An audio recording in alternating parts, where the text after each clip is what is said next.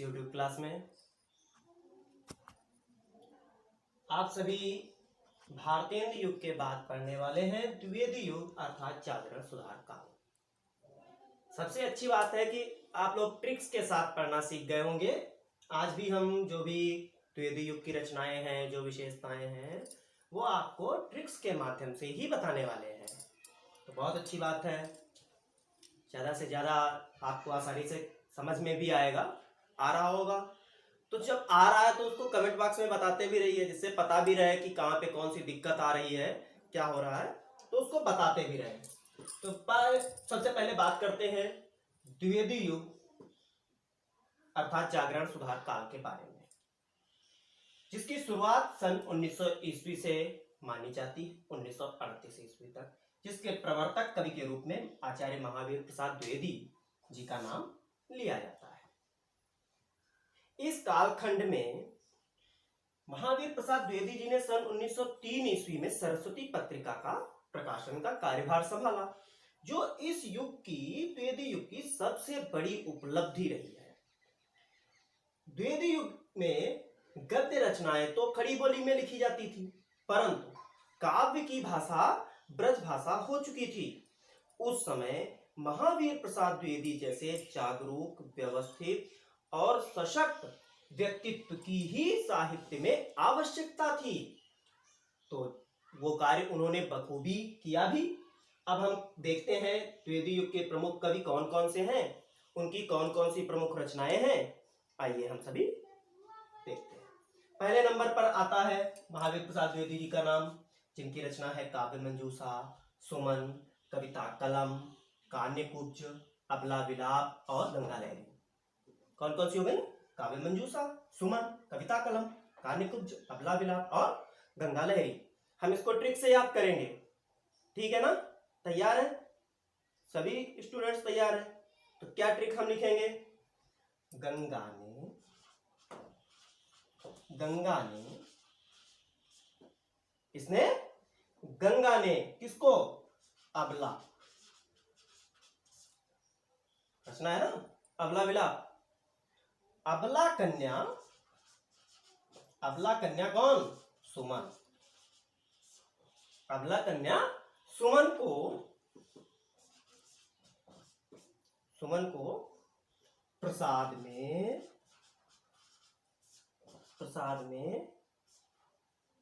क्या दिया? काव्य की कलम दी। गंगा ने अबला कन्या सुमन को प्रसाद में काव्य की कलम दी। याद हो जाएगी सारी रचना कैसे? आइए बताते हैं। गंगा से गंगा लहरी हो गया, ठीक। अबला से अबला विलाप हो गया, कन्या से कान्यकुब्ज हो गया, सुमन रचना है, प्रसाद यानी महावीर प्रसाद द्विवेदी हो गया, काव्य से काव्य मंजूषा और कलम से कविता कलम। ये सारी रचना याद हो जाएंगी ना? अगर कोई दिक्कत होती है तो आप हमें कमेंट बॉक्स में बताइए। बहुत बच्चों के कमेंट आ रहे थे ना कि सर आप रचनाएं बताते हैं, याद करने में बड़ी दिक्कत होती है, तो इसलिए ट्रिक्स तैयार की है आप लोगों के लिए। तो आप ट्रिक्स के साथ याद करें, जिससे ज्यादा आसानी रहेगी। फिर अयोध्या सिंह उपाध्याय हरिऔध, बहुत सारी रचनाएं हैं, लेकिन सारी मैंने लिखी नहीं है, कुछ रचनाएं ही लिखी हैं। लगता होगा कि सर ने बहुत सारी रचनाएं लिख दी हैं, लेकिन याद करना पड़ेगा क्योंकि सारी इंपॉर्टेंट हैं। हाई स्कूल से लेकर के इंटर तक के जो भी स्टूडेंट्स हैं उनके लिए बहुत इंपॉर्टेंट रचनाएं हैं, इसलिए इनको हम अलग नहीं कर सकते। इनको भी ट्रिक में लिखते हैं, कुछ तो आसानी हो ही जाएगी। ट्रिक में हम क्या लिख लेंगे? अयोध्या के प्रवास में वैदेही रचना है ना, वैदेही वनवास। वैदेही ने हिंदी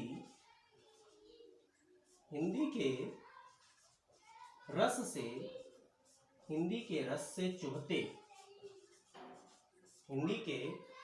से चुभते पारिजात के चौपदे,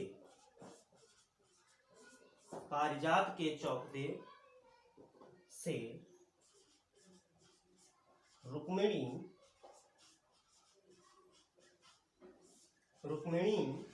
के काव्य प्रेम रूपी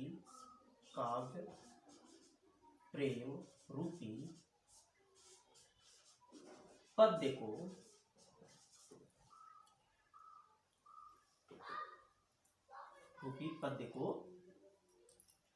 फूल दिए।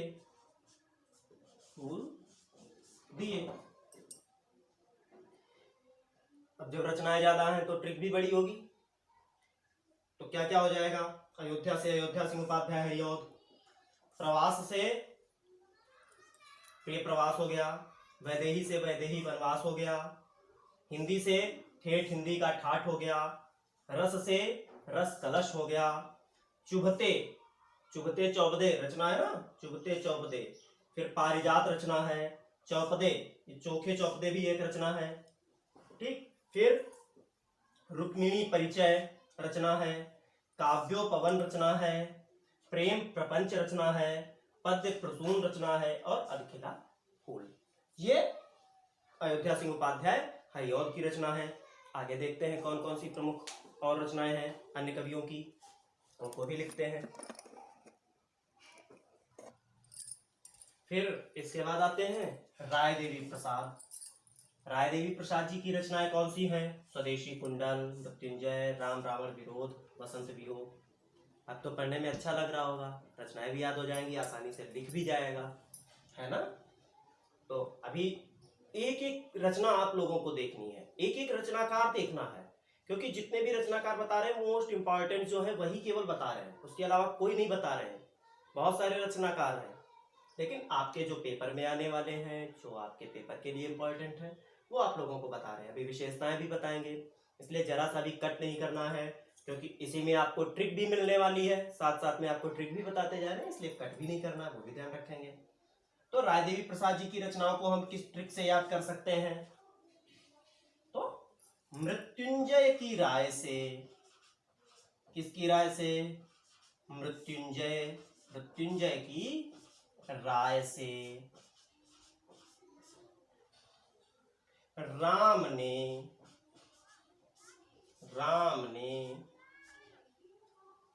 स्वदेश का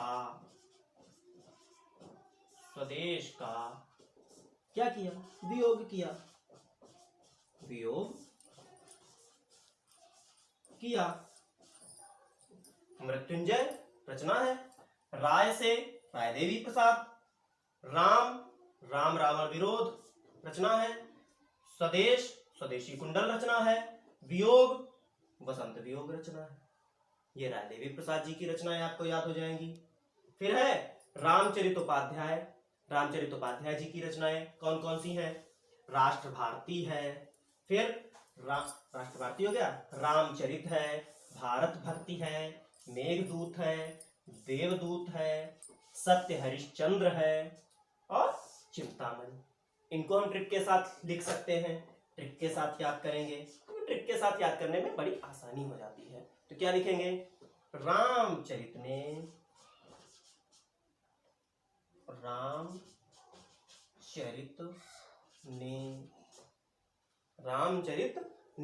भारत राष्ट्र की सेवा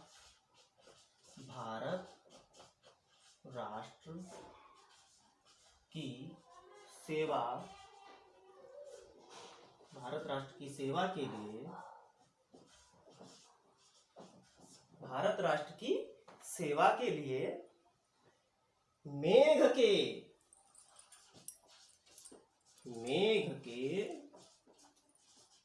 देवदूत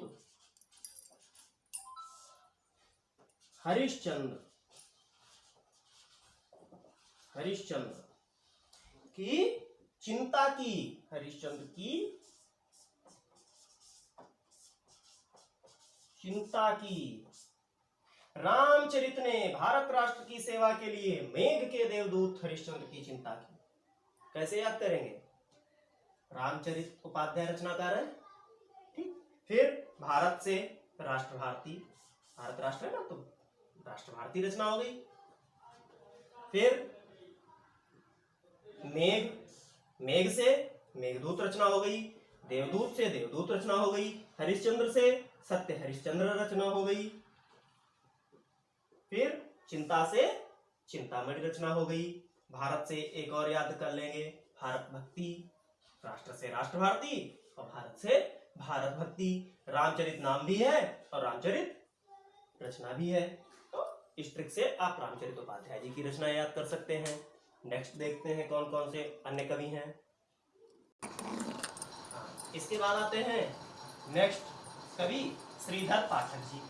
श्रीधर पाठक जी की रचना मनोविनोद, गोखले गुणाष्टक, वनाष्टक, बाल विधवा और कश्मीर सुषमा। बड़ी सरल सी रचनाएं हैं। इसको भी हम ट्रिक से याद करेंगे। अब जब ट्रिक से पढ़ रहे हैं तो सारी रचनाएं ट्रिक से ही पढ़ेंगे। और आप ट्रिक ये कॉपी पर नोट भी कर लेंगे, जिससे कि याद करने में आपको और आसानी रहेगी। इसकी ट्रिक बड़ी सुंदर है। आइए देखते हैं क्या हो जाएगा। पाठक जी ने विनोद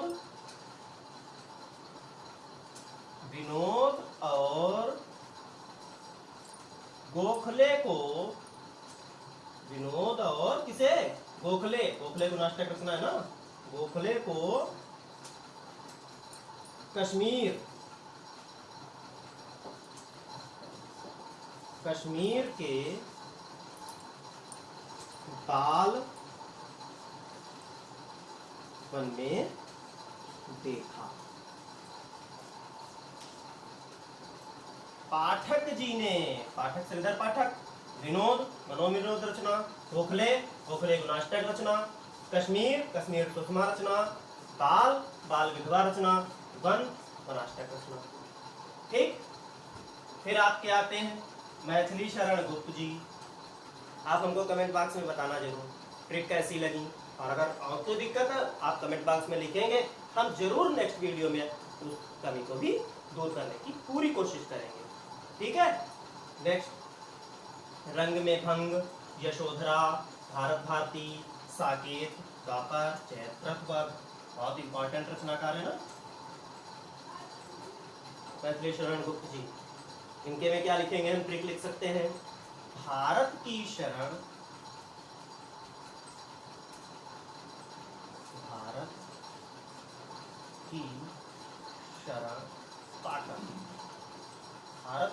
पाकर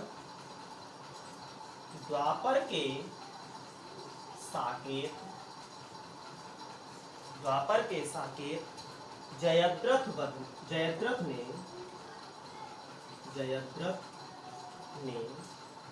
साकेत जयद्रथ ने यशोधरा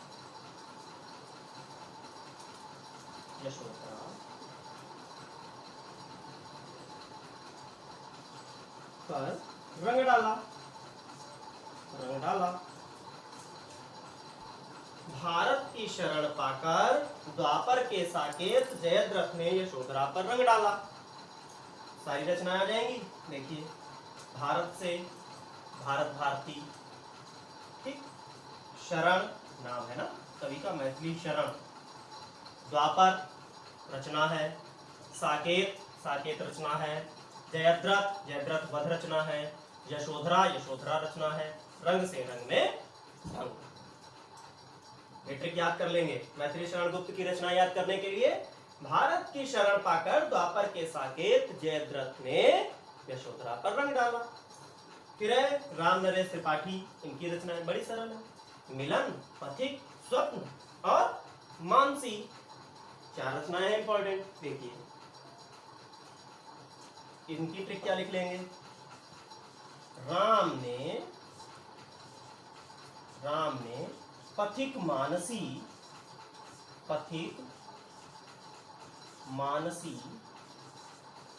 के मिलन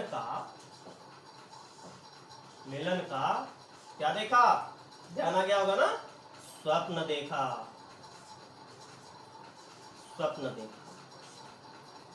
राम ने पथिक मानसी के मिलन का स्वप्न देखा। राम से हो गया राम नरेश त्रिपाठी, पथिक रचना, मानसी रचना, मिलन रचना, स्वप्न रचना। ये द्विवेदी युग के प्रमुख कवि और उनकी रचनाएं थीं जो आपने ट्रिक के साथ पढ़ी है, समझ में भी आया होगा। अब स्टूडेंट्स, अब आप लोग पढ़ेंगे द्विवेदी युग की काव्यगत विशेषताएं। द्विवेदी युग की कौन कौन सी प्रमुख प्रवृत्तियां हैं, आइए देखते हैं।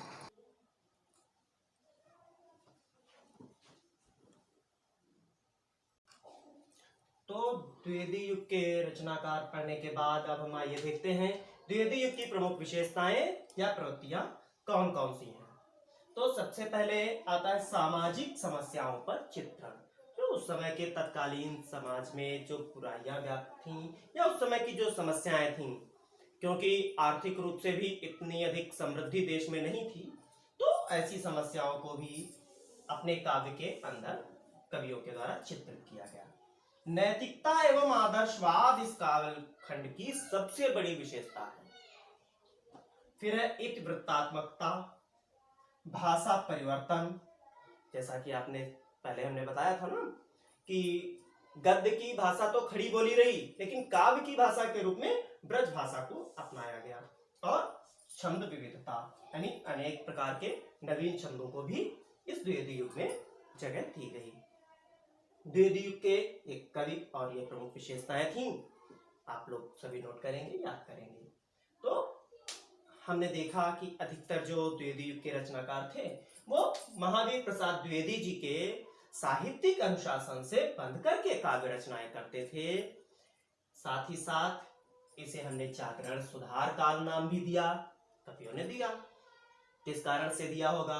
क्योंकि ऐसा लगा होगा उनको कि समाज जो सोया हुआ था उसको अपनी रचनाओं के माध्यम से उसे जगाने का काम और थोड़ा सा सामाजिक सुधार का कालखंड ये रहा। इस कारण से भी इसे जागरण सुधार काल नाम दिया गया और महावीर प्रसाद द्विवेदी जी के कारण इसे द्विवेदी युग के नाम से जाना गया।